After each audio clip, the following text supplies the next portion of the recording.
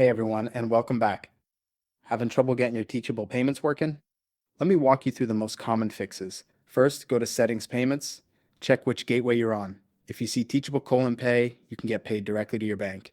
Can't connect your bank. Use a virtual USD account from Wise or Gray.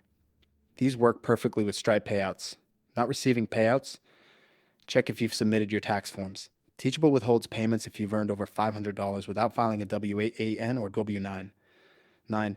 Students can't complete checkout. This could be a currency issue. Make sure your payment gateway supports their region. First payout taking too long. For Teachable Pay, the first payout can take 4 to 6 weeks while Stripe completes risk assessment. After that, it's faster. And that's it.